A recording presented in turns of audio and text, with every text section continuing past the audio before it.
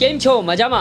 दोस्तों मेरा नाम है मैक्स और आज हम फिर से बात करेंगे कल्कि के बारे में और थोड़ा डिटेल में जानेंगे कि ये किस टाइप की फिल्म होगी और क्या इसमें हमें महाभारत की झलक देखने मिलेगी।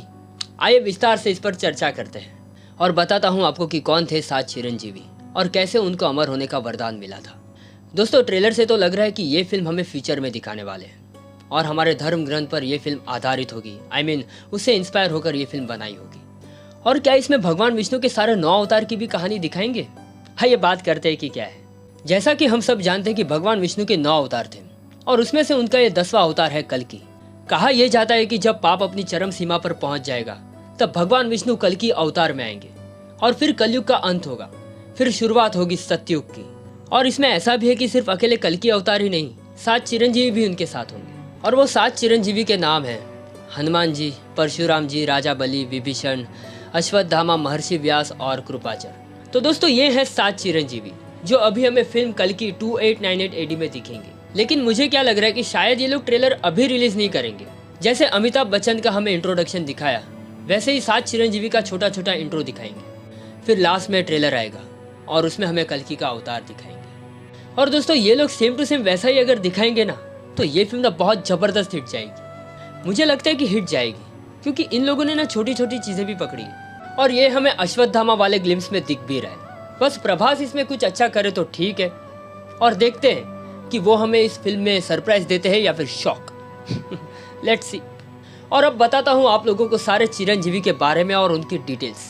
तो पहले हम बात करते हैं अश्वत्थामा के बारे में जो द्रोणाचार्य के पुत्र है। दोस्तों अश्वत्थामा आज भी इस धरती पर अपनी मुक्ति के लिए भटक रहे हैं। महाभारत के युद्ध में उन्होंने कौरवों का साथ दिया था। दोस्तों धर्म ग्रंथ के अनुसार भगवान श्री कृष्ण ने ब्रह्मास्त्र चलाने के कारण अश्वत्थामा को कलयुग के अंत तक भटकने का श्राप दिया था। और दोस्तों मध्य प्रदेश के असिलगढ़ किले में मौजूद प्राचीन शिव मंदिर में अश्वत्थामा भगवान शिव की पूजा करने आते हैं और अश्वत्थामा भी कल्कि अवतार की प्रतीक्षा कर रहे हैं। दोस्तों इसके टीजर में भी हमने अमिताभ बच्चन को एक मंदिर में शिव की पूजा करते देखा है। मतलब ये सारी चीजें हमें देखने मिल सकती है मूवी में। और दोस्तों अश्वत्थामा भगवान शिव के एक ऐसे इकलौते अवतार हैं जिनकी पूजा नहीं की जा सकती, पर दोस्तों कल्कि अवतार में उनका एक अहम रोल होगा जो आने वाली पीढ़ी उनका गुणगान करेगी। तो समझे इसमें अमिताभ बच्चन का रोल कैसा होगा। और अब हम आते हैं दूसरे चिरंजीवी जो है हनुमान जी। दोस्तों उन्हें चिरंजीवी होने का वरदान सीता जी ने दिया था और राम जी ने उनको कलयुग के अंत तक धर्म और राम कथा का प्रचार करने की आज्ञा दी थी और आज भी उनके प्रमाण हमें कई जगहों पर देखने को भी मिलते हैं। एक बार भीम द्रौपदी के पुष्प के लिए गंधमादन पर्वत पर जा रहे थे, तब उनकी मुलाकात हनुमान जी से हुई थी। उनका घमंड तोड़ा था तब दिखे थे। और दोस्तों कहा यह जाता है कि हनुमान जी श्रीलंका के मातंग कबीले में वो हर 41 साल में एक बार आते हैं और दिव्य ज्ञान देते हैं। और ऐसे ही हमें अब कलयुग के अंत में देखने मिलेंगे विष्णु के कल्कि अवतार के साथ। अब देखते हैं कि हनुमान जी के लिए ये लोग कौन सा एक्टर कास्ट करते हैं। मेरे हिसाब से राणा दग्गुबाती ही बेस्ट है और इसके बारे में मैंने रामायण वाले वीडियो में बताया तो वो चेक कर लेना। दोस्तों अब बात करते हैं तीसरे चिरंजीवी की, भगवान परशुराम की। दोस्तों भगवान परशुराम भी विष्णु के ही अवतार है, 6वें अवतार। उनके भी प्रमाण हमें महाभारत में दिखे थे। और दोस्तों ये भीष्म पिता, कर्ण और द्रोणाचार्य के भी गुरु थे और पौराणिक कथा के अनुसार ये आने वाले कल्कि के भी गुरु होंगे।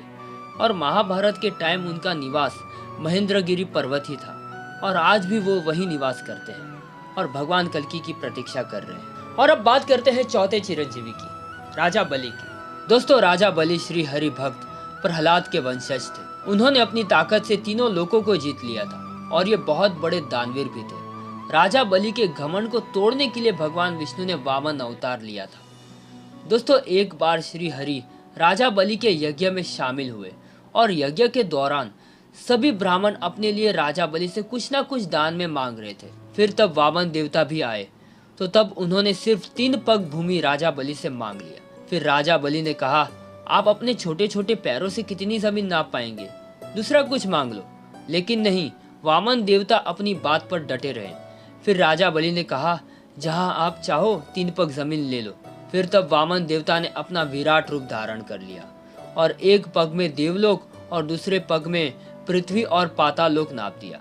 इसके बाद उन्होंने कहा कि तीसरा पग कहाँ रखूं और फिर राजा बलि ने अपना सर आगे कर लिया और वामन देव ने अपना पैर उन पर रखकर उन्हें पाताल लोक में भेज दिया और उन्हें सूतल लोक में बसा लिया। जहां वो अपनी मुक्ति के लिए कल्कि अवतार की प्रतीक्षा कर रहे हैं। अब बात करते हैं पांचवें चिरंजीवी की, विभीषण की। दोस्तों विभीषण तो आपको पता होगा जो रावण का भाई है और वो भगवान राम के अनन्य भक्त थे। जब रावण ने सीता जी का हरण कर लिया था तब विभीषण ने रावण को बहुत समझाया था, लेकिन रावण माना नहीं और उसे लंका से बाहर कर दिया था। फिर वो राम जी की सेना में चले गए और रावण के अधर्म का अंत करने के लिए धर्म का साथ दिया।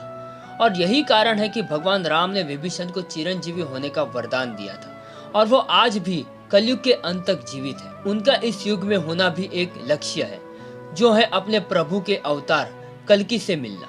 और दोस्तों अब हम बात करते हैं छठे चिरंजीवी की, महर्षि व्यास की। दोस्तों महर्षि को वेद व्यास के नाम से भी जाना जाता है क्योंकि उन्होंने ही चारों वेद, महाभारत, 18 पुराण और भगवत गीता लिखी थी। महर्षि व्यास ने भगवान कल्कि के जन्म से पहले उनके अवतार के बारे में ग्रंथ में लिख दिया था। दोस्तों महर्षि वेद व्यास बहुत बड़े तपस्वी होने के कारण आज भी कलयुग में भगवान कल्कि के दर्शन के लिए तपस्या में लीन होकर उनका इंतजार कर रहे हैं। दोस्तों अब हम बात करते हैं सातवें और आखिरी चिरंजीवी, जो है कृपाचार्य। दोस्तों संस्कृत ग्रंथ में उनको चिरंजीवी के रूप में बताया गया है। कृपाचार्य अश्वत्थामा के मामा और पांडवों और कौरवों के आचार्य थे।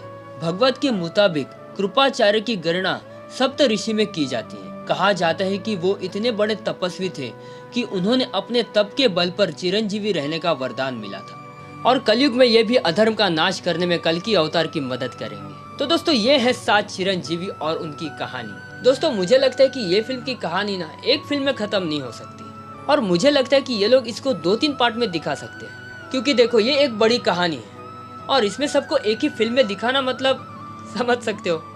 देखते हैं अब क्या होता है और फिल्म कैसे निकलती है। Let's see. आपको क्या लगता है कि आप एक्साइटेड हैं? मैं तो हूँ, क्योंकि इसके छोटे से टीजर ने ना हाइप बढ़ा दी। प्रभास को छोड़ो, लेकिन अमिताभ जी ने तो मजा करा दी। आपको क्या लगता है मुझे कमेंट बॉक्स में बताइए आपका अपना पॉइंट ऑफ व्यू। और इसी के साथ आज का ये वीडियो हम यही समाप्त करते हैं और मिलते हैं अगले वीडियो में। तब तक के लिए आप लाइक, शेयर और सब्सक्राइब कर दीजिएगा, क्योंकि अभी तो हमें मिलते ही रहना है। बाय।